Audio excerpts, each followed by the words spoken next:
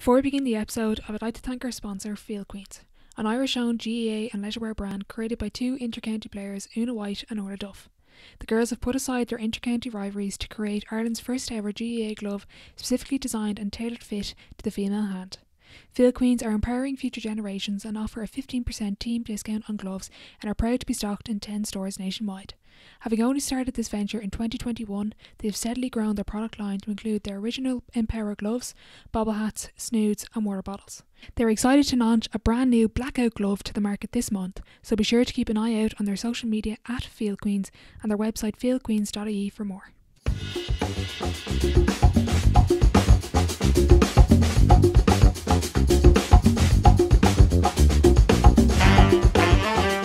Welcome back to the Sideline Live podcast. You can follow us over on Twitter and Instagram at the Sideline Live. We'd love to hear from you. On the first episode of our brand new Ladies Gaelic Football series, we chat with Dublin star Hannah Tyrrell. On this episode we discuss her underage career, playing in goal for Dublin, moving to rugby, free taking, extra practice and so much more. I thoroughly enjoyed chatting with Hannah, so I hope you enjoyed the episode.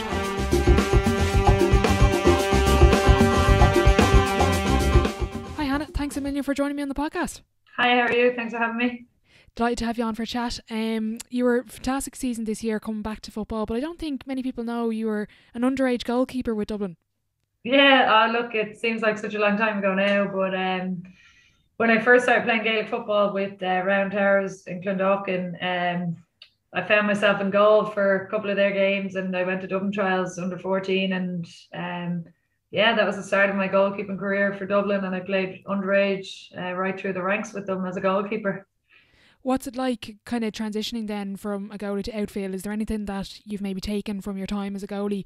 I think particularly as a forward, you kind of know what the most awkward spots is for a goalie when you're scoring a goal. Technically, it's probably the corners, is it?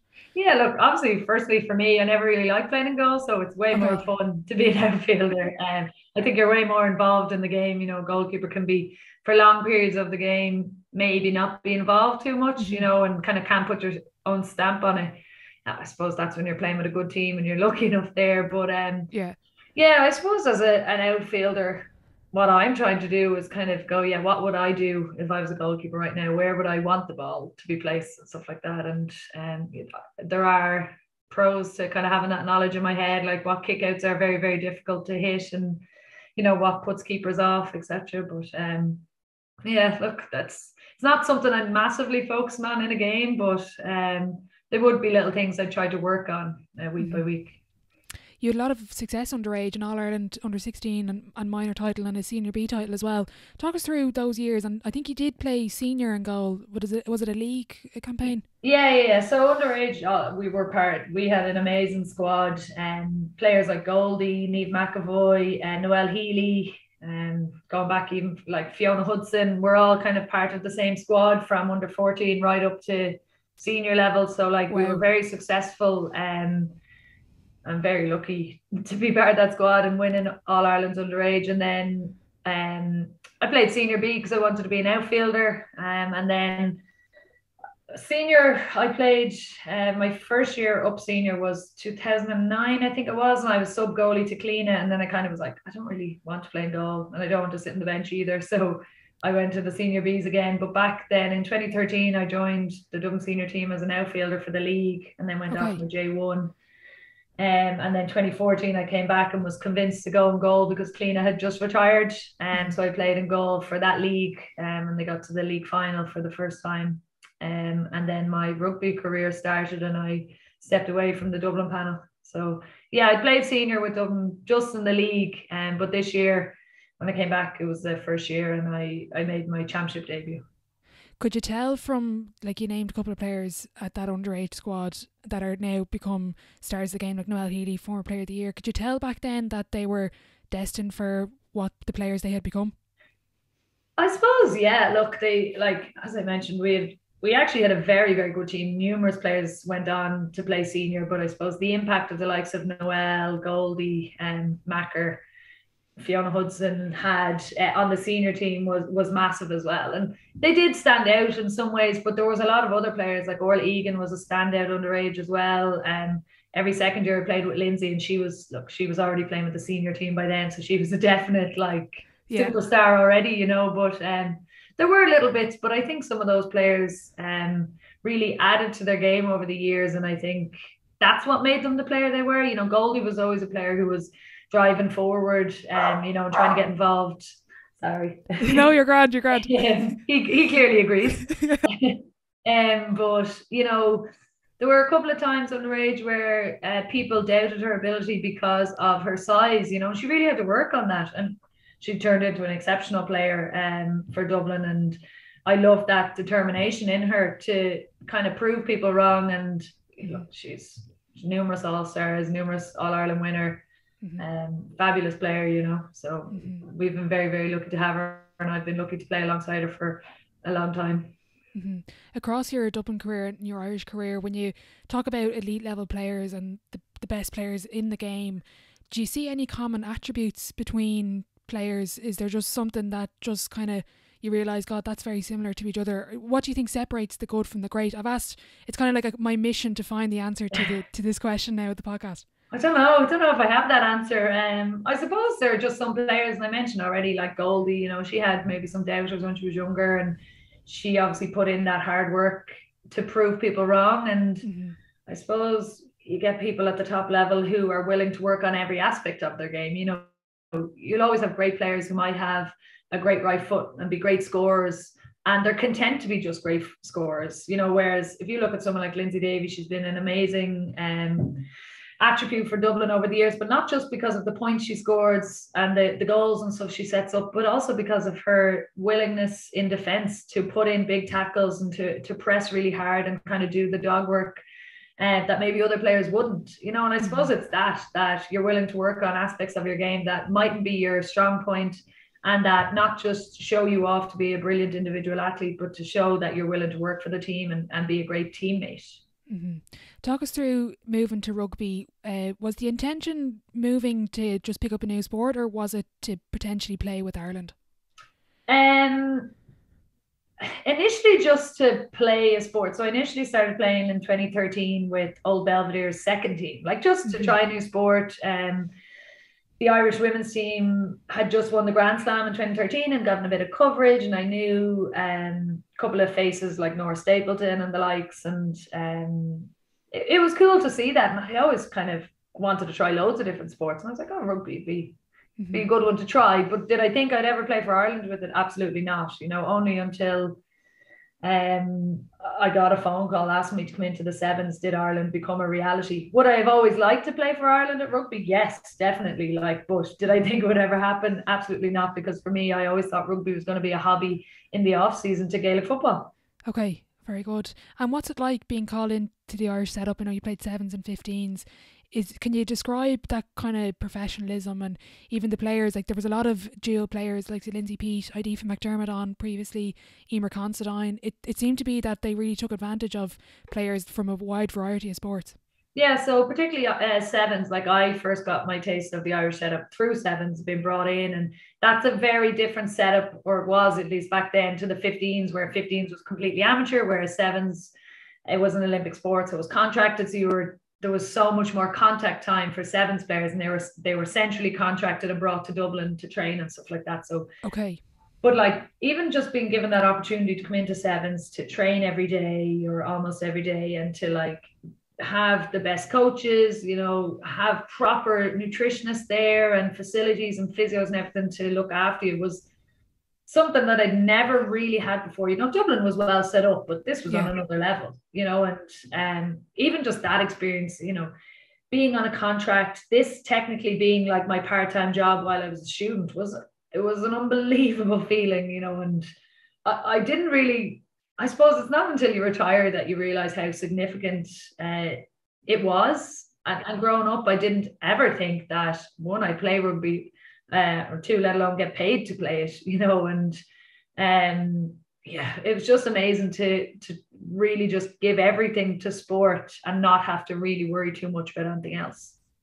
Yeah. And what was it like then, as you say, moving to the 15s, a little bit more of an amateur set? Well, you weren't on the contract, let's say, for that setup. Yeah, like, and essentially they were and still are amateur. Like, and the way it worked for me is I was a contracted sevens player, but we were given an opportunity to trial for the 2015 Six Nations squad because there'd been a lot of retirements after the 2014 World Cup. And even just going, they only met up for weekend camps, so they might, back then they mightn't have seen each other for 4 or 5 months of the year, if not longer, and then kind of got together around December, January for the upcoming Six Nations.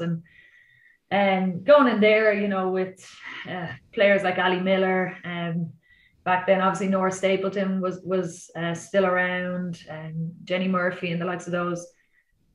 It's like you see them on TV, and thankfully I played with all of those at Belleville, but it was still quite overwhelming to be in that setup. The sevens squad, as you mentioned, was a lot of transfer players, so a lot of them came from the likes of Gaelic football and had on hockey and athletics and had backgrounds like that. But 15s felt like a whole new challenge again, and it was exciting, and it was nice to play a different form of the game and a different way of playing it, and it was really enjoyable. And obviously, thankfully, that very first season I made that squad and we won the Six Nations. So like 15's always held a special place in my heart because of the success we had that first season. It kind of ignited something in me that I really loved 15's and wanted to play it as much as I could.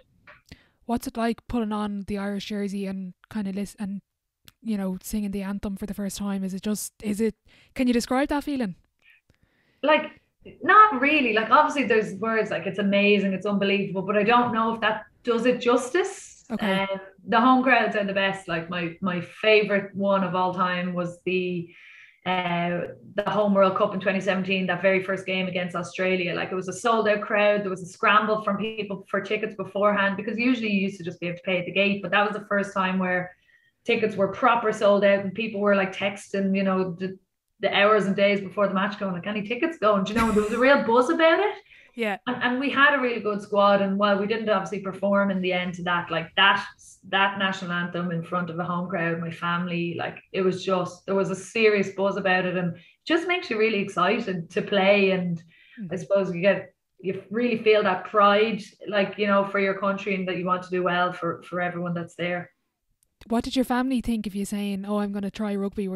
They're like, "This one's mad"? Like. Yeah, a little bit. Like, I kind of don't, like, when I went to Old Belvedere, I actually don't think I told my family that I was going down training. Like, I just kind of went, and it was like, oh yeah, I'm playing rugby at the weekend, and then when I got called into the Irish and set up initially, they were kind of like, what?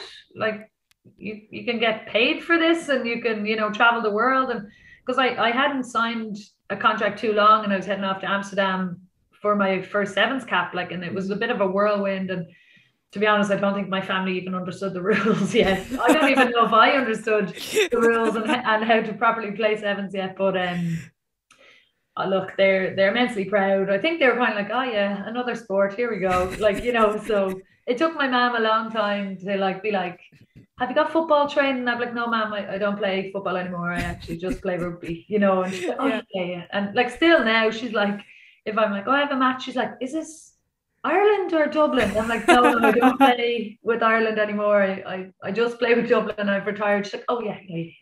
So like, I think they just go, I tell them what I'm doing, and they're like, oh yeah, okay, cool. Yeah, see you there. Yeah. And if through your rugby career, if you could go back and relive any moment or any match, what would it be?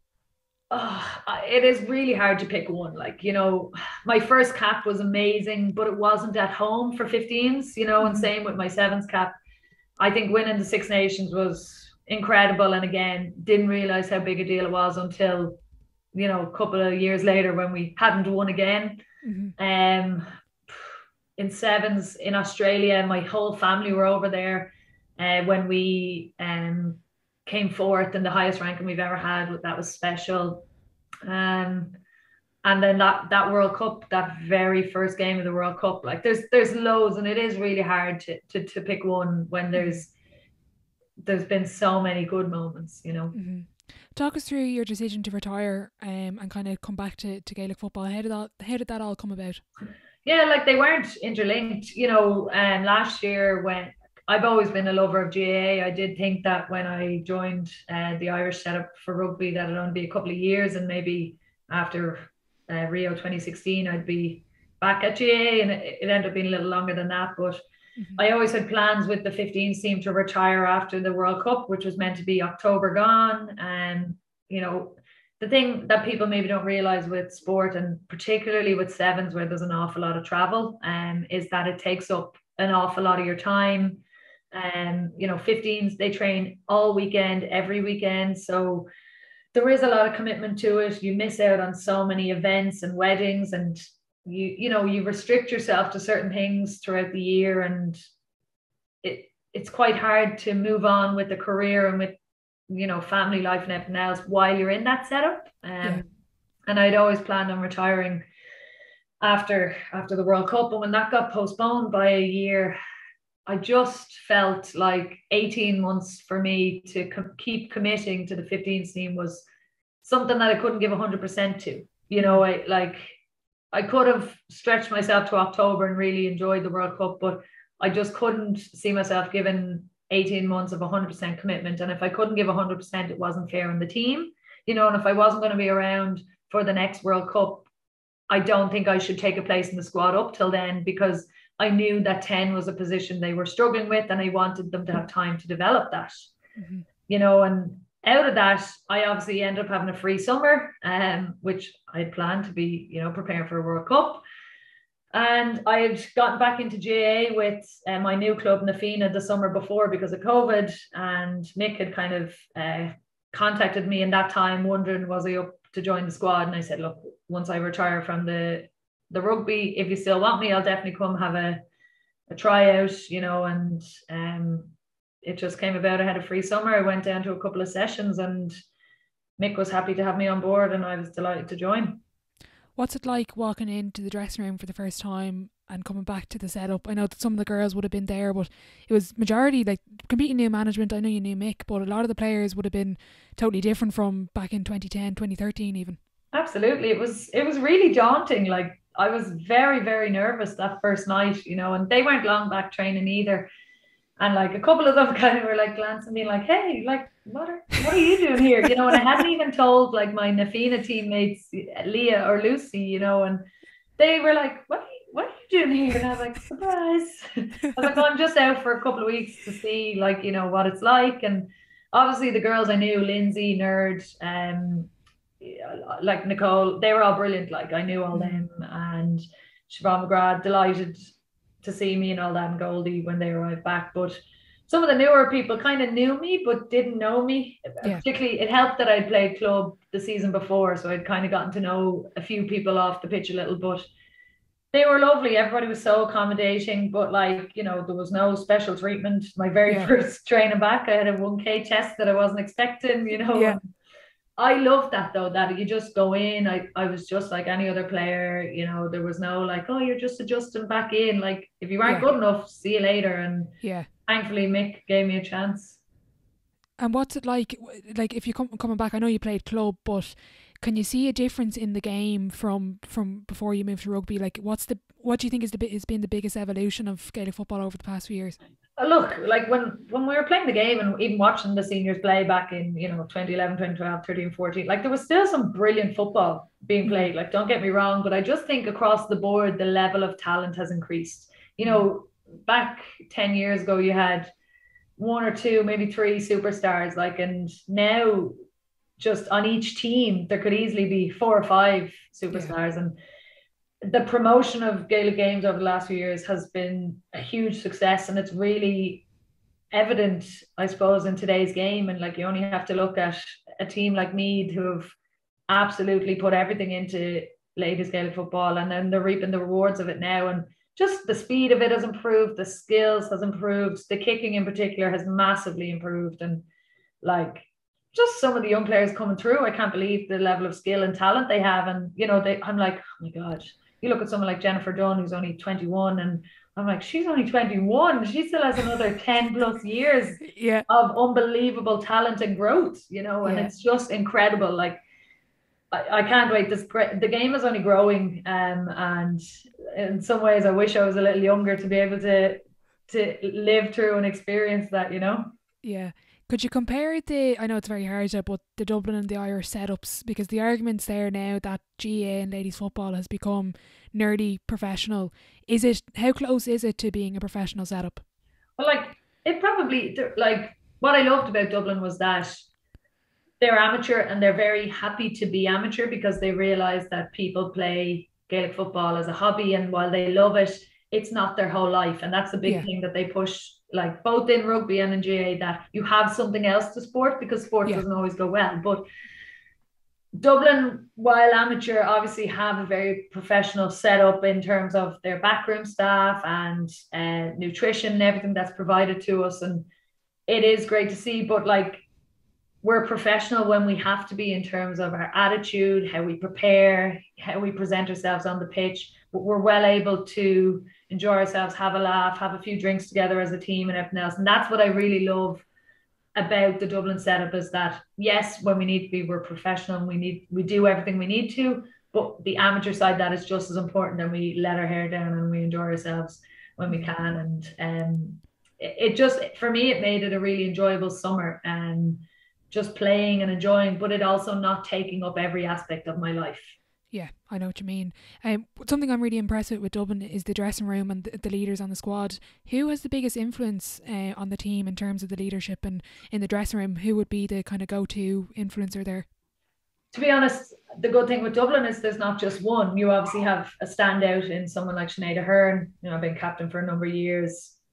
Everything she says, people stop and listen, and not only does she do it off the pitch, she does it on the pitch too, and just leads by example. But, you have the likes of Niamh Collins there, who again is part of the GPA, so is helping off the pitch for us as well. And the usuals, Lindsay Davey, Siobhan McGrath, they're all leaders in their own right and in terms of what they do.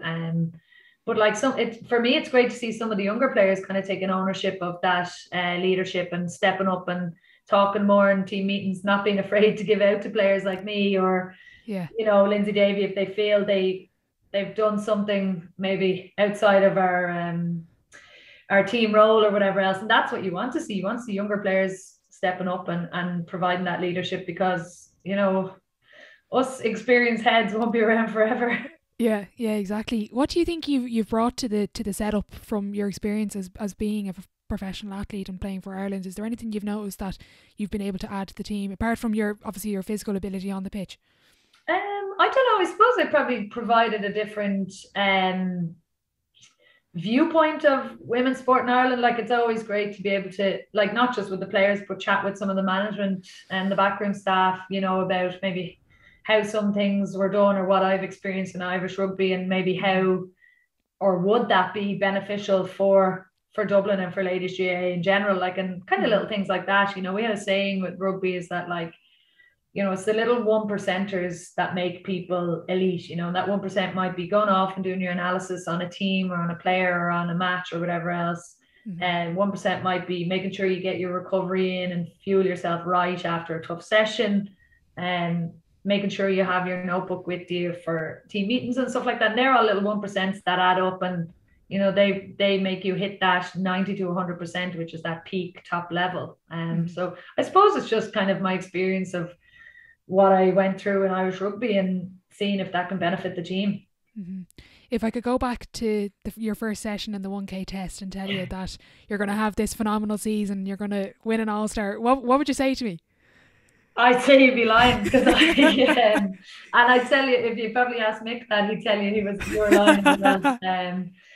I suppose I had a conversation with Mick a couple of weeks after I had been in training, and like, he was fairly honest with me and saying that when I initially joined, he was like, to be honest, I thought you'd be lucky to win a jersey for the match day panel kind of thing. And you've had some decent performances in the league, and like, we're fairly impressed with what you're doing. Like, and he wasn't plumosing me or anything here. He was also telling me the flaws and the things I have to work on as well.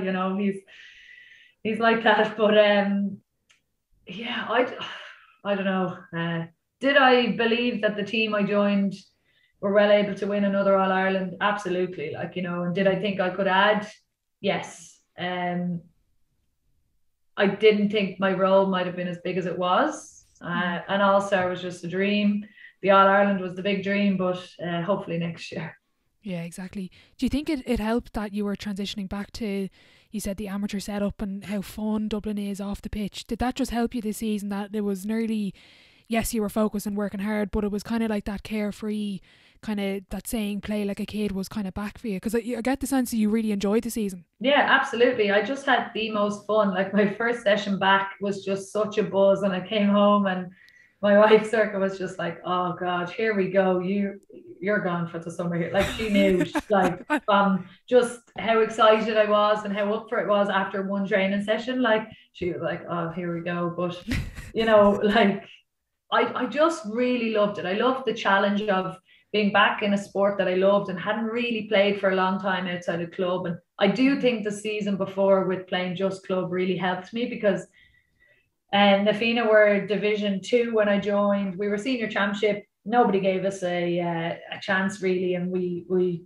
outdid ourselves and got to the semi-final. And again, I got to play loads. There was no pressure. We weren't expected to win much in championship, and we did, and it was just great. And I was able to just kind of learn the game a little bit more. And then going into Dublin again, I still had loads to learn, but kind of having that really positive memory from the season before, and just remembering how fun Gaelic football was, because it had been such a long time. I actually forgot how fun the sport was. Would you have a particular pre-game routine going into a game at all? No, like, to be honest, like anyone who's stuck beside me on the bus, I'm really chatty. Like I don't throw in music and listen to anything. Like my taste in music is terrible, like Taylor Swift and that. It's not exactly getting you pumped up for a match kind of thing. So not really. Like I always, like, they're not even rituals. Like I can't play without undershorts now because of rugby, because I just feel like somebody's going to pull my shorts down like that. But I don't even think that's a ritual.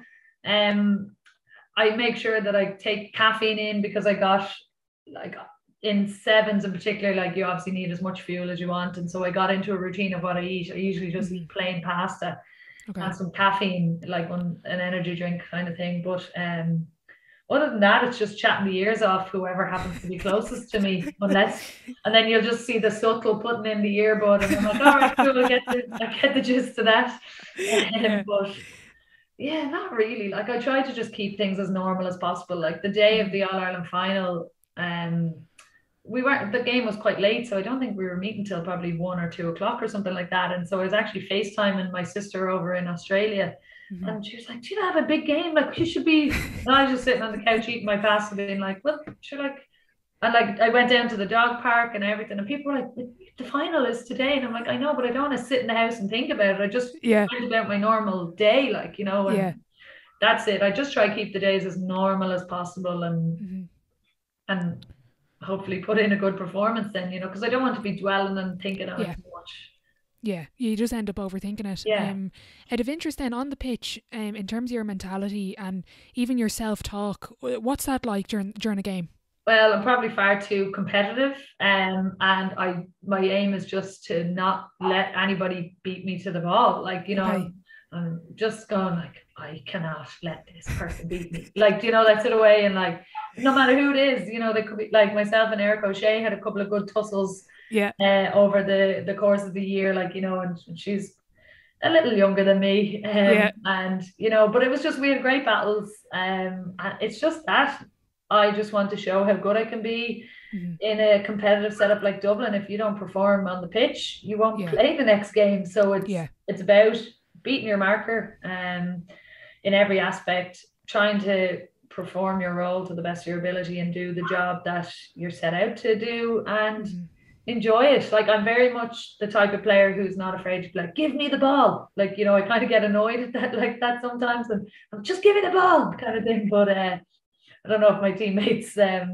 too happy with that. But no, I just try to enjoy it, and I try to play with a smile on my face when I can. And like, I know that sport doesn't last forever, and as I said, I always wanted to play with the Dublin senior team for a really long time, and it's just trying to put in a good performance for me, my family, and for the team every time I play.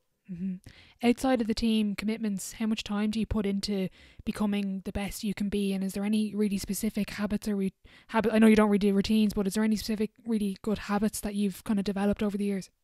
Like, I suppose the one about kind of the mental side of the game. I used to be really negative about performances, and I would be very much a half or glass half empty kind of person. You know, I could have scored 1-8 or something like that in a match, and yet I'd come home and be like, oh, I missed 2 wides and I let my marker score a point, or something like that, instead of looking and focusing on the really good things I did. So that's something I've really tried to focus on, is that, okay, yeah, you put that wide or you missed that, but look what you did do well. That's a big thing I've pushed. And outside that, it's, as I said, I'm not getting any younger. It's trying to look after the body a little bit more, and trying to do my analysis so I know teams, so I can try get an edge, those 1%ers, try get my recovery in. For the most part, eat right. I'm not perfect in that regard. I like to enjoy my life as well. So Yeah. There's not too many. The usual that hopefully most athletes would say: try recover well, do whatever rehab you have, and just try not focus on the negative side of things.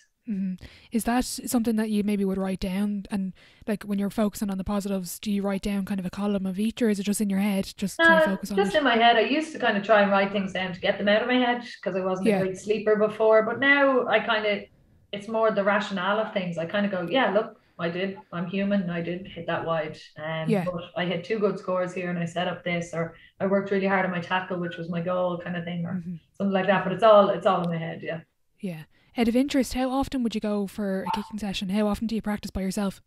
It depends. So I'm injured now, so I haven't done it in a good couple of months now. But kind of during the season, particularly in the summer, as I'm a teacher, I'm off a little bit more. So on non-training days, if I'm feeling really fresh, I'd head up to the local park and head out. But it might only be once extra, but after every training session, I'm always kicking a few extra frees, working on my weaker foot, that kind of thing.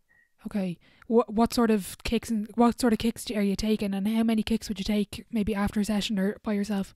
12 after a session, because I'm very, very conscious that I've just done a session and that I don't want to overdo it and it end up being detrimental. So I picked 3 spots, 4 shots, 12 in total after a session, and they're frees, and I might then, if I'm feeling good, do a couple on my right foot and kind of leave it there. And then it depends on a non-training day, how much time I have, what's the weather like, how I'm feeling, all that sort of stuff. But yeah, never anything too detrimental.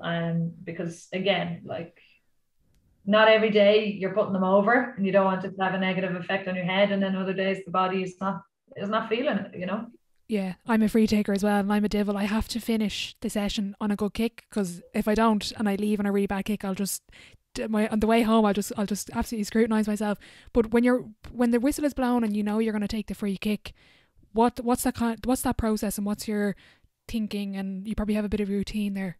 I have a routine in my setup, but like, I'm not going to lie, a lot of the time my thought is, don't put it wide, like, don't miss this. And I tried to get that negative thing out of my head, but as I mentioned, that's just something that is in my head, and I try to miss. But I know that if I have my routine and I connect properly, that I have a good strike and I know I can put it over. I suppose the big thing is knowing my range. If I'm inside of my range, I'm going to take it, but I'm not foolish enough to take a shot or take a free where I know that this could drop short, or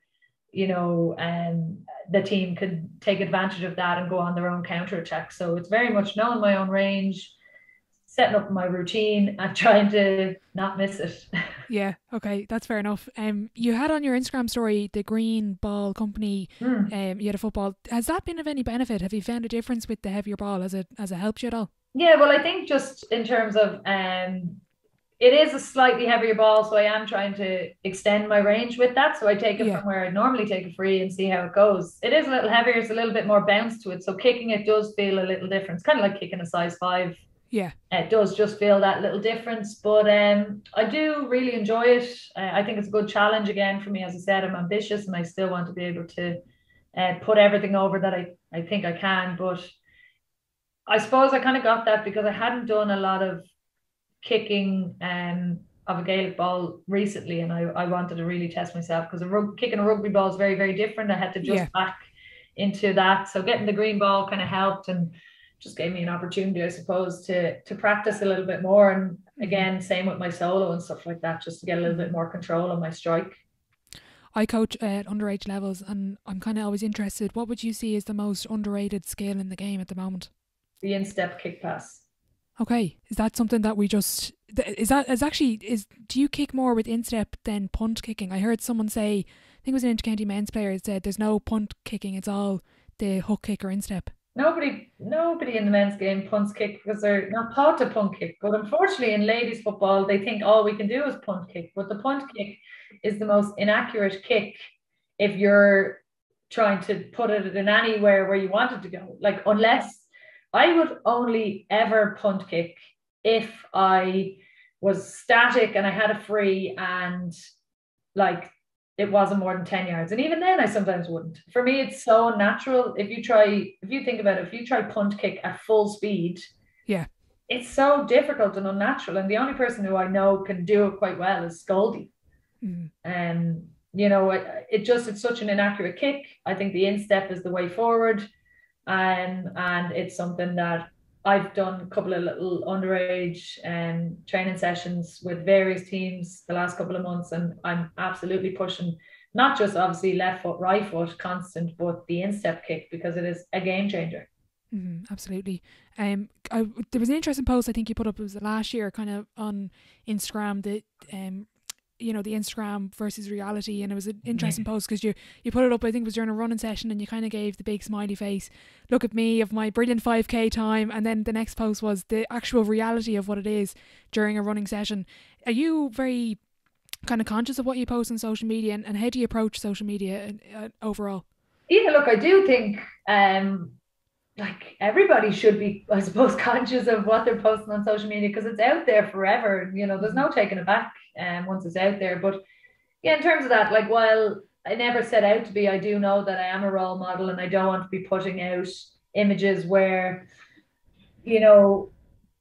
I look absolutely, I won't say perfect, but I look pretty good after a running session, when in reality, I almost died during the session. Where like, I suppose you see so many images on social media where it's airbrushed or it's edited or filtered to the point where it's quite unrealistic. And then people look at that and go, why don't I look like that? Or, and I understand that. But like, for me, after every running session, no matter whether it's, 1 set, 10 sets, anything like that, easy or hard, I am struggling. Like, and I'm sweating, I have red face, I'm heavy breathing, all that sort of stuff. And you don't see that on social media because everybody wants to look at me, I look great after my running session. But I do realize that that's not truthful, and I want to show people that, like, we're all human, we all look like this, we all have rolls in our stomach when we sit down, and no matter how big or how small we are, and that's just life, and we shouldn't let that negativity affect us and think that. I would hate to set unrealistic expectations for people based off what they see on my Instagram. It's while it is my own personal page, it is out there for the public and for everyone to see. And I would be very conscious of what I put up. For any of the younger players listening, could you maybe make a checklist of, say, 3 things, or you can vary it up, of what it takes to become an elite athlete? Good attitude, hard work. These are very cliche. Sometimes cliche is the answer, though. But like, a good attitude. If you have a bad attitude, you're not going to get anywhere. Like, nobody's going to want to play with you. Good attitude, hard work, and skill or talent. Like, and the good thing about skill and talent is you can work on it. All those 3 are workable. You can be really bad at all of them 1 year, and the next year you can work really, really hard and completely change. And like, I probably would have been one of those who had a very negative mindset, was actually described when I came into the Irish Sevens setup as lazy. I would call it shortcuts. I would have had quite a negative attitude about like myself, about maybe not being good enough, and maybe why I wasn't starting sevens games. And then I completely changed and went, you know what, even if I am a sub, like, I'm going to make a big impact when I come on, and it's going to be so good for the team. And like, all of a sudden, I actually started to play better because I was a little bit more positive to myself. it was better for the team. You know, I started to work a lot harder and work on my fitness, and it had a massive effect. And I had the best couple of years of my career towards the end of my sevens career. Mm-hmm. I heard a really good quote. It was about talent is a muscle, and I actually think attitude is as well. And when I heard that, it said that changed my whole thinking of there's actually like you're not just stuck with this one attitude, and you're the living proof of this. You didn't have a good attitude, but you actually changed. How hard was it to sit down with yourself and kind of have that candid conversation of, Hannah, do you know what, you're really not helping anyone here with this attitude? Well, yeah, look, like when I was told I was lazy, like nobody, you don't like to hear that, you know, and I was quite young still then. I was towards the start of my sevens career, and I didn't want to hear that. And I was like, no, God, I'm working really hard and this, that, and the other. But when I kind of looked at it, I probably was a little bit, like in some ways, you know, I wasn't given 100% every time. And you do have to sit down. It probably takes until you're a little bit older to realize that they were only saying that to help you because they knew you could be better. You know, there is that kind of thing. Like people don't say, or I would hope that most people wouldn't say these kind of things unless they're trying to really build you up and show you the potential you had, you know. And I'd try to be like that both in my teaching career and any sort of coaching that I do, is that I'm trying to show you that there are work-ons, you know, that you can do. Because I often get, how do I get good enough that I'd be noticed by the Dublin team? And you're obviously trying to give them little things that you might think might work, but like you don't want to be negative in that.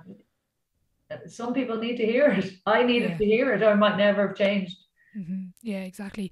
Out of interest, what do you find motivates you more? Is it success or maybe a setback or failure? Failure. Yeah. Okay, that's interesting. Like, it's great to win. It is great to win, but it's way worse to lose. It's way worse. Like, you know, I'm sure I'll be thinking about that All-Ireland final until I'm about 90. And that's, you know, that's even if I go on to lose another 5, or if I go on to win at least 1, I'll be thinking about that All-Ireland final, that shot I missed on goal, you know, all that sort of stuff. Like, it's defeat hits hard, you know, and it's painful, and I don't know if that pain's ever going to go away. Yeah, it's definitely difficult. What do you think's been the biggest lesson or lessons you've learned from sport? There's so many. I don't know. I suppose for me, sports had a huge impact on my life. I've luckily played in so many teams and with so many amazing people, but like, sport has given me so much. And when I struggled with my mental health, it was sport and the relationships I made through sport, which genuinely saved my life. And I suppose it's the people you meet in sport who have the biggest impact and the memories that you make. And so, like, through sport, you'll make friendships that will change your life. You know, I met my wife through sport, and I met numerous friends who, while we don't play together anymore, we're still extremely tight. And I know that in 30 plus years, we'll still be meeting up and having a few drinks and reminiscing. And you can't underestimate the power of that friendship. You know, you're with these people so often, particularly in a county setup, that you can't not become friends and, you know, and become close-knit, and it has a huge impact on your life. Mm-hmm. Hypothetically, 2022 All-Ireland final, would you rather score the winning point or make the winning block? Block all day long. The block is the most satisfying thing you can do in Gaelic football. Okay. I like absolutely make the winning block. Yeah, look, it'd be great to score the winning point and all that. Yeah, nice big loopy one into the hill. The block is just, it's my favourite part. Of scoring is great, but for me, there's nothing more satisfying than a block. Like, because, like, for me, as someone who got blocked down in a county final this year, like, it just is so deflating. Like, you hit a wide, you're like, and then you get blocked down, you're like, oh my God, it's like it's the worst thing. So absolutely. And I'm a forward, but block all day long. Yeah, I find if my teammate makes a block, it's like you just get this lift. Like, I can't describe it, but it's like, and I think it also shows like how far my teammate or myself, if I make a block, how far I'm willing to go to win the game, because you're putting your body on the line. Try having Leah Caffrey on your team, who like is just the ultimate, for me, best defender in the country, male or female. I'm lucky enough to have her on my club team as well as my county team, and she just blocks everything. Like, and I'm just like, thank you for being on my team. Is there anyone in Dublin training you don't like, Mark? And is there any particular defender? Leah. Is it Leah? Yeah. Is she the feared one? She's just like, as I said, so grateful she's on my team. Leah, in case you're listening, this is all positive. Yeah, she's just a nightmare. She's always there. Like, she's just always throwing herself in the way. She's not afraid to bust forward when you think, oh, I can have a little break now, because you know, and she just keep you on your toes. Like, there's plenty. Niamh Collins is another, but Leah's she's a nightmare. Like, in the best possible way. Yeah, she's a nightmare.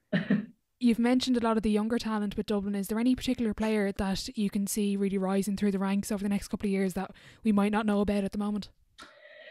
Well, look, I think for me, anyway, in the last couple of years, from what I've seen and what I saw this year, I think Hedjo and Niamh Heatherton has made huge strides in the game. Same with Ciamh O'Connor, you know, and I definitely think next year they're going to have an even bigger impact than they've had. But there are definitely a couple of younger players coming through with Dublin that are, you know, Hannah Leahy is one who came in and kind of helped us out with a few injuries this year and stepped up to the plate. Like, but there's so much more to that. Abby Shields, you know, goalkeeper of the league, and then unfortunately just has to play behind Ciara Trant in the championship, where she'd probably get into any other team in the country. But thankfully we have really great depth. Kate Sullivan's another who we haven't seen enough of because of injuries, but again, next year she's just going to be tearing it up, I think, and it's exciting. Like, I kind of wish games were starting in a couple of weeks. You know, February for me is a little too far away, but I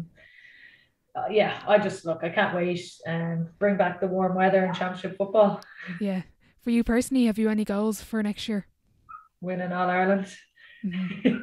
Yeah, look, obviously that's the main one, and that's what I would hope that every county footballer in the country has. You know, there's obviously smaller goals, probably step up and lead the team a little bit more, work on my defensive side of things, all that sort of stuff. But the pinnacle for everybody is absolutely winning All Ireland. You know, I haven't got one of those yet, and it's always been the goal. I think your wife has one, does she? Yes. So does she remind you of that now? Yes, every day. But every day I get, or nearly every day.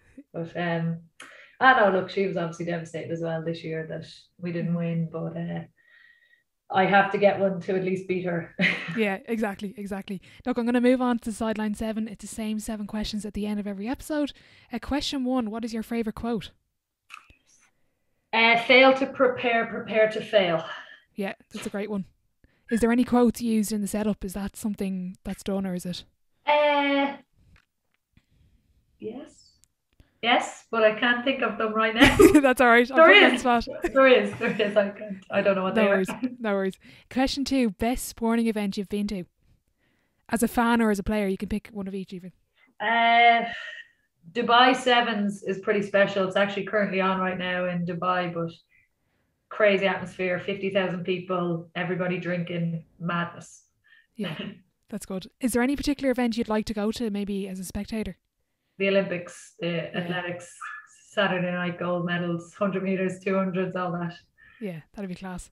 Third question, your biggest setback or challenge so far in your career, and how did you react to it? I suppose, like, with my mental health, a little bit like struggling with that over the years was obviously huge and very detrimental in some ways to my career. But like, obviously friends and family and sport got me through that. But other than that, I had a pretty bad shoulder dislocation in 2015 when we won the Six Nations that put me out for the best part of a year and a half. And when you can't play sport, it's very easy to slip back into a negative mindset like that. And I suppose I just threw myself into rehab and tried to connect with friends and family again and kind of leave sport to one side for a while, but it's certainly tough. Question 4, your biggest achievement on or off the pitch?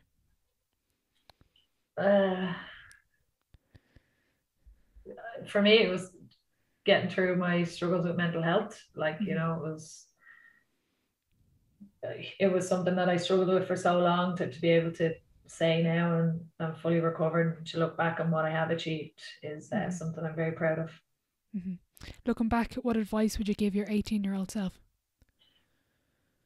don't be so hard on yourself. You don't have to be the best at everything, and people and your support network around you do care and do want to help. Mm-hmm. Who would be your dream dinner guest and why? Oh, there's so many. You can pick a few now. You can have a dinner party if you want. Okay, dinner party. Sonia O'Sullivan, definitely, because I idolised her growing up. David Attenborough, because he's just amazing. Okay, yeah. Oh God, okay. Beyonce, just because. I suppose I'd have to have my wife there. She'd kill me. I'll go with them for now. That's a pretty good setup. Yeah, that's a pretty varied setup. I'd say that'd be a pretty interesting conversation. What would be on the menu? Probably steak. Okay. Steak. Although David Attenborough mightn't be too keen on that.